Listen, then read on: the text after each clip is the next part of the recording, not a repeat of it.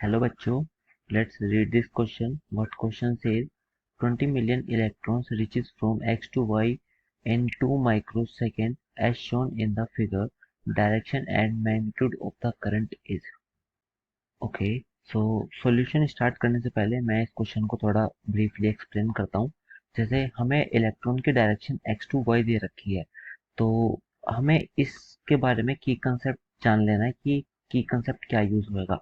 जैसे अगर तुम्हारा इलेक्ट्रॉन का फ्लो ए टू बी इस डायरेक्शन में हो रहा है, तो जो आपका करंट होता है उसकी डायरेक्शन बी टू ए हो जाती है। मतलब अगर ए टू बी आपका इलेक्ट्रॉन का फ्लो है, तो ये उसके करंट की डायरेक्शन हो जाएगी। देखो एक्स टू वाई इलेक्ट्रॉन का फ्लो दे रखा है, तो करंट का फ्लो वाई टू एक्स होना चाहिए। तो देखो ये वाला ऑप्शन और ये वाला ऑप्शन तो वैसे ही गलत हो गया, क्योंकि इसमें एक्स टू वाई करंट की डायरेक्शन दे रखी है, जो कि नॉट पॉसिबल। तो अब हमें बी और सी में से देखना है कि इन दोनों में से कौन सा सही है। सो एक कंसेप्ट तो यही है कि इलेक्ट्रॉन जिधर फ्लो होता है उसके अपोजिट डायरेक्शन में करंट का फ्लो होता है। सो अब यहाँ पर हम एक चीज और देखते हैं कि एक तो formula Q is equal to n ही हमें पता है।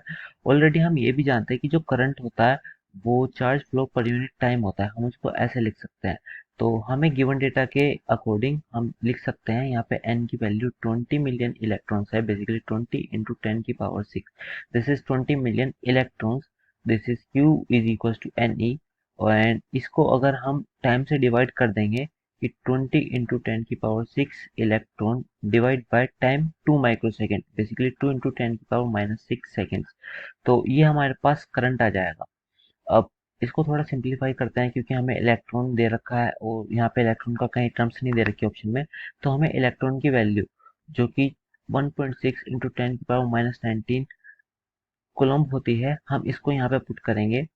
तो हम नेक्स्ट पेज पे चलते हैं। सो यहाँ पे 20 into 10⁻⁶ into electron, which is 1.6 10⁻⁻19 coulomb upon 2 into 10⁻⁻6, which is 2 microsecond. इसको आगे सॉल्व करते हैं। This is 10 times and this become 10⁻⁻13, 10⁻7 into 1.6 into 10⁻⁻13. So 1.6 10⁻⁻6.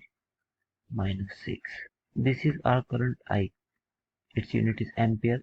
Yes, so this is our required answer. And option में देखते हैं कौन सा। देखो यहाँ पे बी ऑप्शन सही है। So this is our right answer, which is 1.6 10⁻⁻6 ampere from y to x direction. This is very important, क्योंकि इलेक्ट्रॉन की डायरेक्शन x टू y थी, तो करंट की डायरेक्शन उसके अपोजिट होगी, which is y to x। I hope you all understood. Thank you very much. Take care.